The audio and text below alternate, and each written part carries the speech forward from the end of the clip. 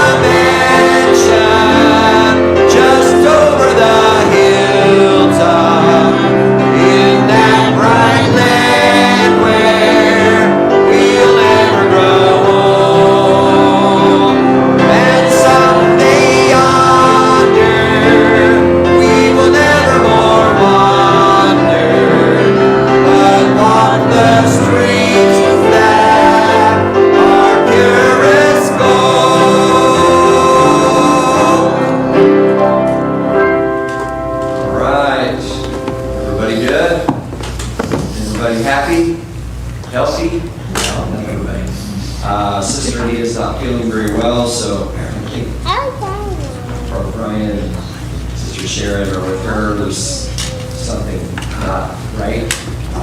She's got something going on, so Remember her, Bushes are on vacation.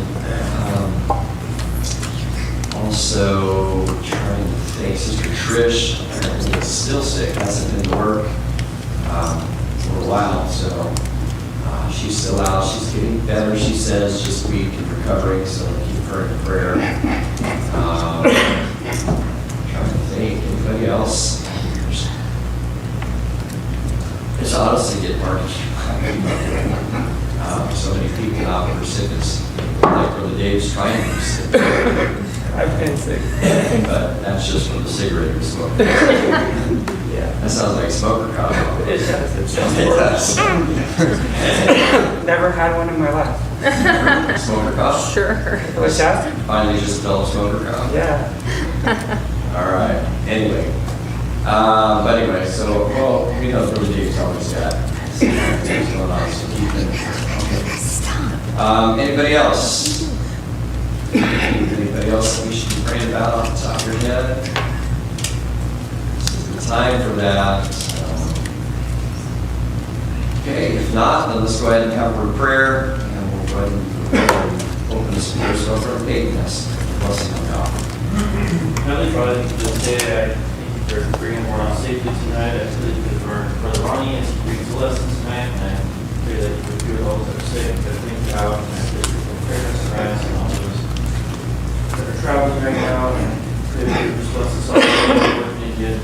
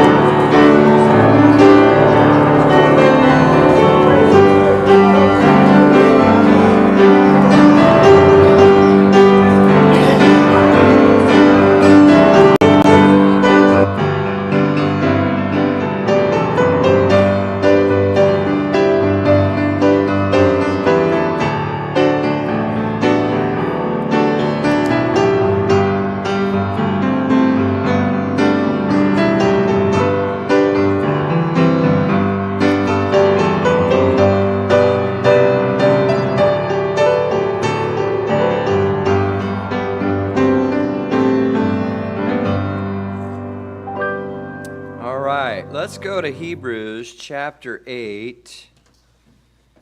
I wanted to look at some words here, and I mentioned that we would go through some of these. And just, of course, as you would imagine, there's not going to be, it's not going to be exhaustive necessarily, but there are quite a few here in the book of Hebrews especially, and elsewise, of course. Let's see here. Okay, so we're going to let's just start in chapter 8, and I just want to give you some of these as we look at the tabernacle. The word that we use that I'm going to turn this on. Here we go. The lapel is on. Let's just title this Types and Shadows, Peyton. And that's how we typically say it, types and shadows. We use the word type, Bible type. It's a type of. But that's not a word that's really used that much in our common language. Example is probably the most common. I mean, as our language kind of devolves, I guess you probably would say. I don't know that our language is getting better or deeper. It's devolving. It's getting worse, and people are kind of dumbing it down, with the cell phone aged and texting and all of that, abbreviating and acronyms and all that. But we, probably the better words are example. That would be the easiest to probably understand. Also, let me think of the other word I was thinking of. Symbol, symbolizes. That's a word that we probably understand, although the Bible doesn't say or use the word symbolize, okay, or it's a symbol of. But those are words, basically all of these words that we're going to look at tonight, they basically mean that there's a likeness there. It's a symbolizing, or it symbolizes something, or it is an example of this, all right? It pictures something. And so in chapter 8, and that is to simply say that the tabernacle is, obviously, it's a representation for something that hadn't come yet. And I've already said this, but it's a physical, tangible object, or these are all physical, tangible objects that were, used to teach us something spiritual that we wouldn't understand otherwise. And so they're examples, or they symbolize something, okay? And so these are the words that we have. So chapter 8 and verse 5, the priesthood, the priests, and all of this that were offering gifts according to the law. Verse 5 says, who serve unto the example. So that's one of the words, and that's the easy one. Example and shadow, all right? Example and shadow. And again, remember the example of the shadow that I gave, where if I was to put my hand up against something, if the light was directly on it, you'd be looking at the shadow. You wouldn't be able to see the real thing. You'd just see the outline of it, okay? You wouldn't see all the fine detail, the fingernails and, the little hairs and, the fingerprints. You just see the outline of it. And that's all a shadow is. It's a vague semblance of something, all right? And so these things are only shadows of the things that we're going to study in the tabernacle. They can't even begin to compare. And of course, the scripture does say that eye hath not seen nor ear heard. There's nothing that has entered into the heart of man that would compare to what glory is going to be, what heaven is, and what's there, okay? And so these things are only examples and shadows. And then we've got the word pattern in verse 5 at the end. All things according to the pattern. See to it that thou make all things according to the pattern showed to thee in the mount. Of course, the patterns were in the heavens, and the things that were being made after the pattern which was in heaven. All right, so we have these words. We've got example, we've got shadow, we've got pattern. Moving on down, take a look at verse number 7. But into the second went the high priest alone once every year, not without blood, which he offered for himself and for the errors of the people. Verse 8 is going to have contain the word that I'm looking at. The Holy Ghost, this signifying that the way into the holiest of all was not yet made manifest. All right, so signifying. Okay, so that's one that I don't typically give here, but it really is the same thing. So that is to say that what the priest was doing, particularly on the Day of Atonement, was signifying something. Signifying, okay? We've got example, shadow, and pattern. And now signifying, okay? So the Holy Ghost, this signifying that the way into the holiest of all was not yet made manifest. All right? We've got the word figure again in verse 9, which it talks about. It says, the holiest of all was not yet made manifest, while at the first tabernacle was yet standing, which was a figure for the time then present. A figure for the time present, in which were offered both gifts and sacrifices. Okay? And again, we're just going to jump on down now to verse number 23. It was therefore necessary that the patterns of the things in heaven, okay, patterns is the word there. And then we've got again verse 24, for Christ is not entered into the holy places made with hands, which are the figures of the true. All right, and so those places that Moses made in the tabernacle, and then of course again in the temple, were just figures of the true. All right, they were just examples of it, or carbon copies, if you will, of it. And I think that's kind of an interesting, maybe that's something that probably a lot of you don't know or remember, but you probably remember, some of you remember having carbon copies behind your checks. Remember when you used to write on your check, that was the true, and you'd write on the check, and then there was this carbon paper behind it. Who doesn't know what I'm talking about? I'd say, what is the Gen Z probably doesn't know anything about this, right? Because you don't write checks. And even today, in our shop, we don't have carbon copies. But you used to have a carbon paper behind your check. So you would write the check for the real, that would be the real thing, and you'd tear it off. But that carbon paper behind it would impress on the page behind, on the check, blank check behind it, it would impress all of the, it would copy everything you wrote. It would make a carbon copy of it. All right? And that's probably as good an image, if you understand, you've been through that, then you understand. The tabernacle was just a carbon copy of what was actually going on in heaven. All right? The true place of worship was in heaven, and the tabernacle was just a carbon copy of it. Okay?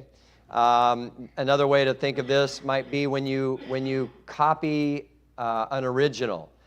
And I think of this, it's easiest for me to think of it this way because a lot of times still I handwrite things. I'll take a piece of paper. Usually I've got my graph paper that has all, has my, in fact, I have some right here. I actually write my lessons and stuff on it. It's my graph paper that I get from our lumber companies or our hardware companies. And I'll write on it just like this. And I usually write in pencil or pen, but when I send it into the copy machine, out comes the copies. But you can tell the difference between the original and the copies. I can still erase the original, but I can't erase the copies.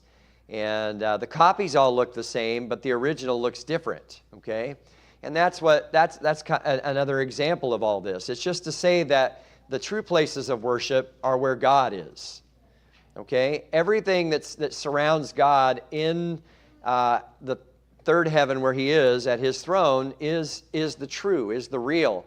But what we have on earth is just a carbon copy or a copy of it, all right? It's just an example of it, all right? And so that's what these words are just simply saying. So as we look at the tabernacle or the temple or the places of worship on the earth, we're not looking at the true. We're only looking at carbon copies or copies of them, carbon copies of what's already in heaven, okay? So we've got patterns in verse 23. We've got figures again in verse 24. Take a look at chapter 10 and verse number 1. For the law, having a shadow of good things to come and not the very image of the things. I think that says it very well, doesn't it? Let's do it again. For the law, having a shadow of good things to come. Things that haven't come yet, but a shadow of good things to come and not the very image. I already gave that example of the shadow. You're not looking at the very image. You're only looking at a replication, a faint replication of it through the shadow. And that's what the law was. All right? The law was just simply a shadow of good things to come, but not the very image of it. Okay? And again, we can go through. There's several of these throughout. There's a couple other words that differ, though. Go to the book of Galatians.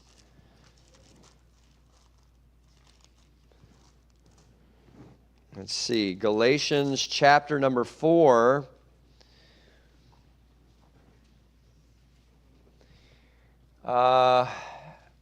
Peyton, you got Blue Letter Bible app on your phone?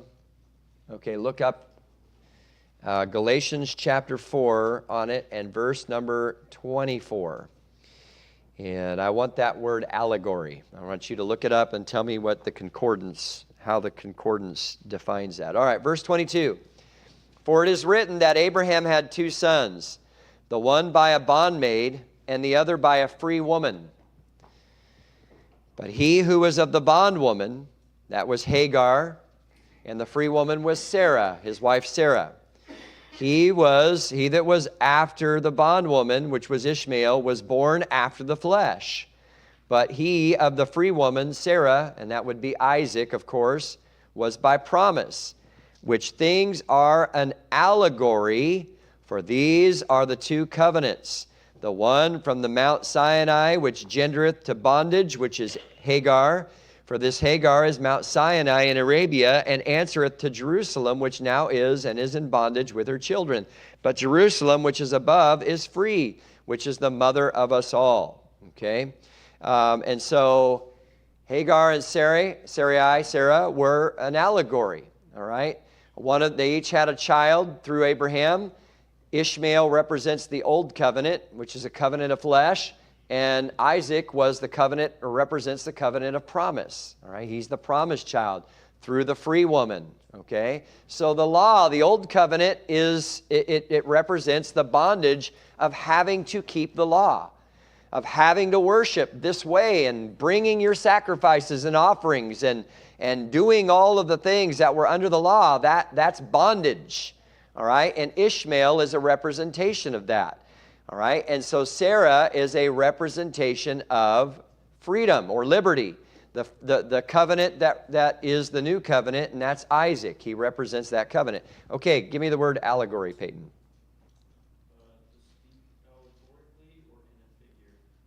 Okay, to speak allegorically. All right, somebody needs to look up the word allegory then on your phone.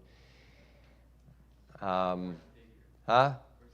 in a figure, which we've already looked at. But if you look up the word allegory, look it up on your phone, get the definition. Somebody get the definition of allegory, the dictionary definition. It should say something like that it's a picture, an artistic picture that it's an image or a picture that tells a story or something.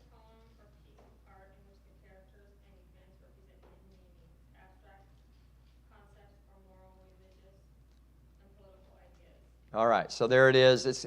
So basically, in our modern age, if you've ever seen a political cartoon, you know, if you ever look at Fox News, you'll see these, you know, on the Fox News page, they'll always have a cartoon of the day, and it's a political cartoon, and there's an elephant that represents the Republican Party, and of course there's the donkey. I probably should call it the other thing, but I won't because it wouldn't be the best proper thing to use, but it fits.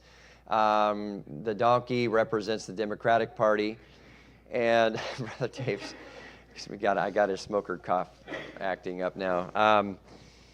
Anyway, they're just short cartoons that are meant to, they're images. So like, say the donkey will be carrying a briefcase, and on the briefcase will say something like Biden's policies, and out the back end is seeping trash or something, and it'll say trash, and it's an allegory. It's a picture. It's a piece of art that's supposed to tell a story just at a glance. Okay, everybody understand? And that's what an allegory is. And so when you look at or read the story or the account of Abraham and Sarah and Hagar and the two sons that come from that situation, it's a story, it's a picture. Ishmael represents the old covenant, which is the covenant of bondage, because he was the son of a slave, of a bondwoman. All right, and that represents the law. We're under bondage under the law until Christ came and finished it and completed it. And now, of course, we're under the law of liberty, and of course that is represented by Isaac, because he was of the free woman, Sarah. Okay, and there's a lot more depth to that. So obviously we're not getting real deep into it, but there you have it. Okay, so that's what an allegory is. So that's basically all this is telling us, is that there's a lot of Old Testament happenings, accounts that really are for the sole purpose of teaching us. They're allegories to teach us something spiritual, typically about Christ. Okay, I'll give you a couple real quick, and we've looked at some already. Joseph. This is just a quick throw out. Joseph.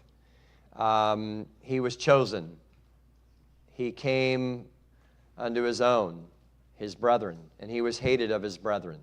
So Joseph is a picture of Christ in many, many ways. Joseph was responsible for saving the family, saving the Jews, all right?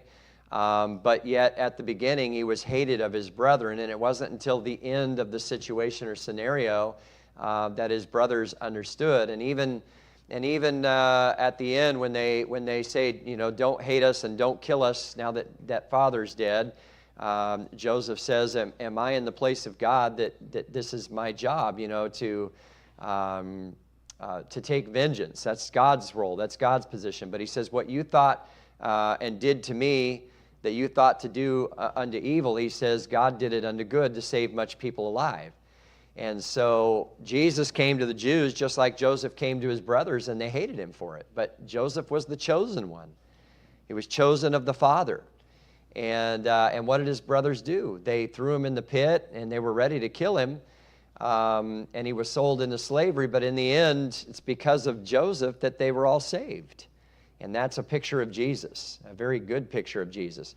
As you got to remember, though, that all of those things are just vague. They're shadows. All right? They're not the true figures. So everything that Joseph did that represents Christ was not a full picture of everything Jesus did. David is a picture of Christ. Solomon is a picture of Christ. Moses is a picture of Christ. Abraham and Isaac are a picture of Christ because Abraham, what did he do? He was told to take his son and his only son and offer him up in a place that God would show him. And so what did Abraham do? He took his son Isaac to offer him up, was ready to offer him up as a sacrifice. And then God, of course, prepared something different. That's an allegory, how that the Heavenly Father offered His only begotten Son on our behalf, though, okay? And so allegories, they're just, all of those things are pictures, they're stories to teach us something at a quick glance.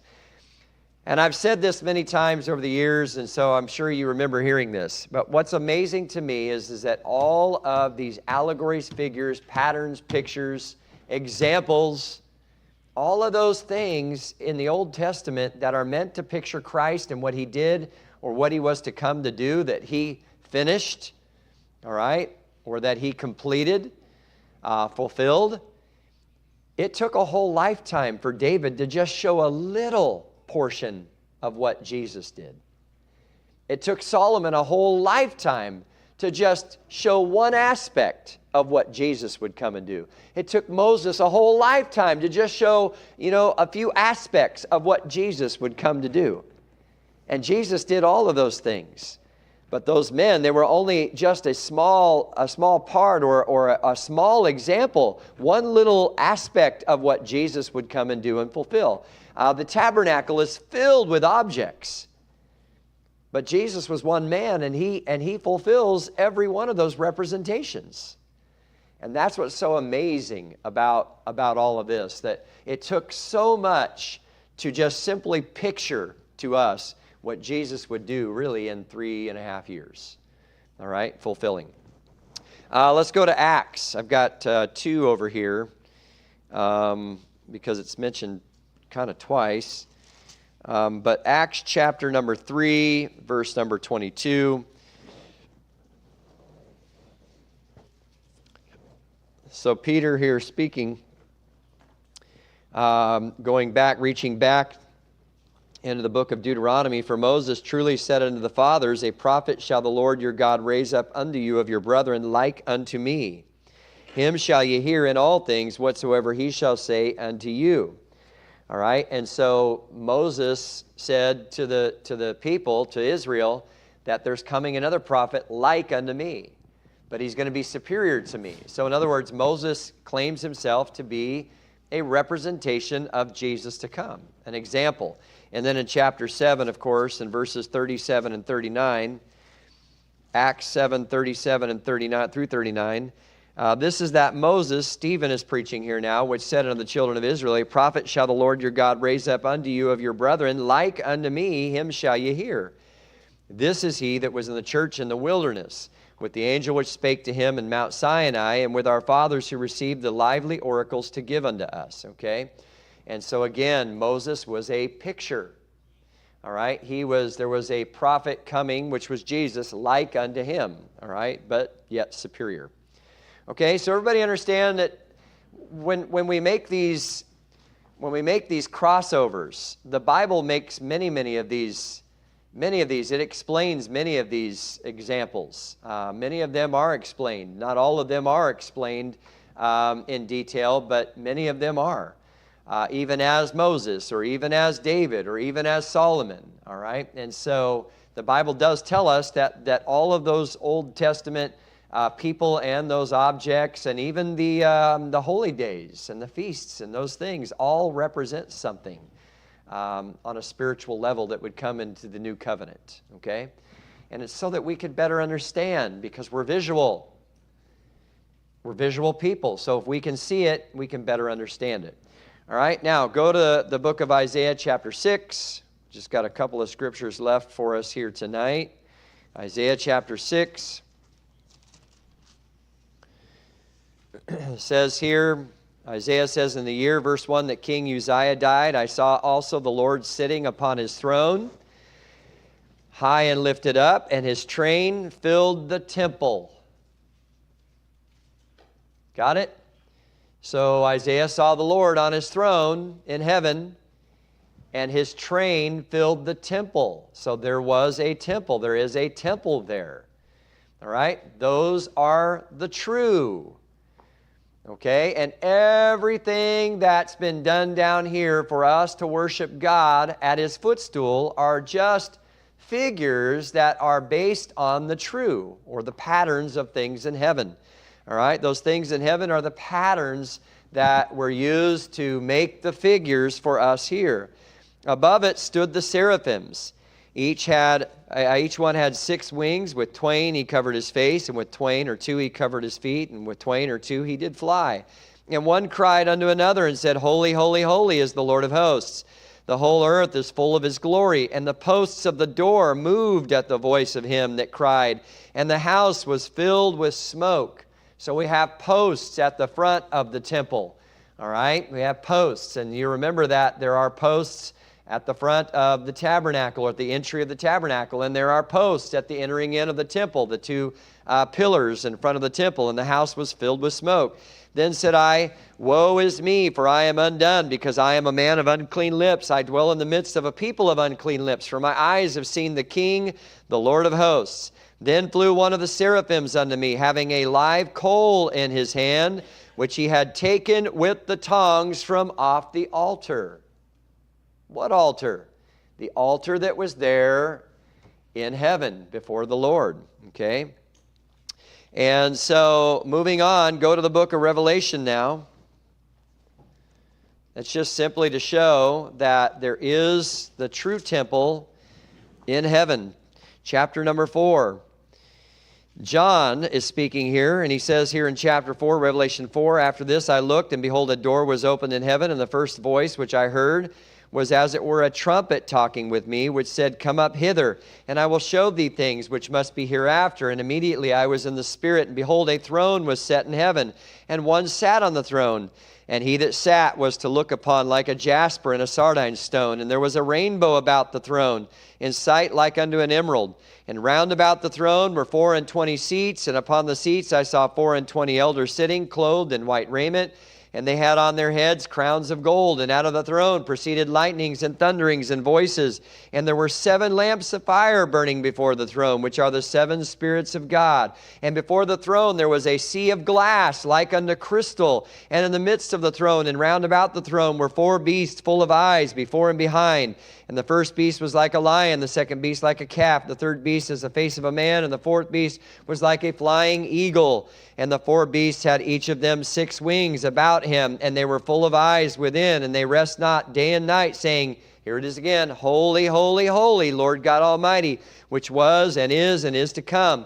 And when those beasts give glory and honor and thanks to him that sat on the throne, who liveth forever and ever, the 24 elders fall down before him that sat on the throne, and worship him that liveth forever and ever, and cast their crowns before the throne, saying, Thou art worthy, O Lord, to receive glory and honor and power, for thou hast created all things, and for thy pleasure they are and were created. All right?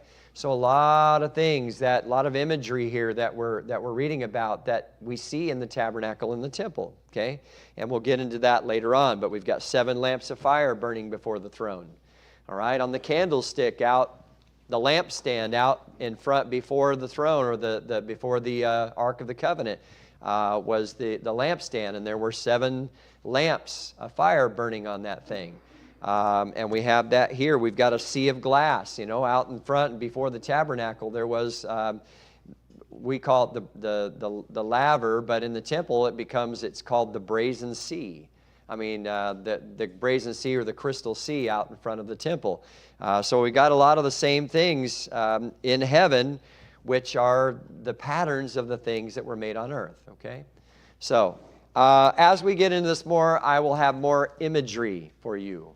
In other words, I'll have more things that you can visually see to better understand, because that's what this is all about, okay? I do have that little model there, that replica, plastic replica that I have showed you, and we'll use that off and on as well, because again, it's visual, and it will help us to visually understand something. Sister Abby told me that she remembers hearing about the tabernacle a while back, and I'm just gonna tell what you said. She said, and I remember thinking blah blah blah or something like that, or wow, back then. But then all of a sudden it hit her, and now she's curious and she's interested in it, and so I say all that just to simply say I get it. This can be kind of boring. I've got to find ways to make it come alive. And because if she's anything like the rest of you, which I have a feeling she is, I have a feeling like the rest of you maybe are like her, when you're just looking at verses and scriptures and hearing me talk, it doesn't come alive. And you need to be able to visually see it.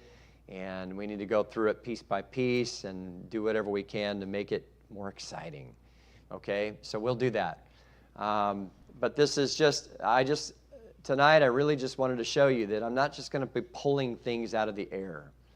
I'm not just going to be saying, oh, coincidentally, this could be this, or coincidentally, this could be that. It's the Bible actually teaches us that the tabernacle and the temple are figures in the time that was for something better to come, okay? Based on the true patterns of things in heaven, okay? So that's why we have to take them serious. We have to look at the tabernacle and say, well, what is this? Well, it's the way God met with his people. It's the place where God met. What was the temple? Well, it was the way God met with his people at that time. It was the place he met with his people, and very similar to the tabernacle. So now what is the New Testament church? Well, it's the way God meets with his people. It's the place that he meets with his people. All of it's based on the patterns of things in heaven, okay? And so there are the real things there. Those earthly objects were figures for a spiritual sense and place of worship now, which is the church, okay? All right, that's all I've got. Anybody got anything to add or questions so far with what we're looking at here? All right, well, then we'll call that a done deal for the night. Let's go ahead and stand. I know I'm freaking you guys out, huh, with all these early services. We had an early Sunday morning, an early afternoon, and now we've got an early Wednesday. And you might think I'm sick, but I'm actually feeling fine. All right. There's nothing else. Yes, Brother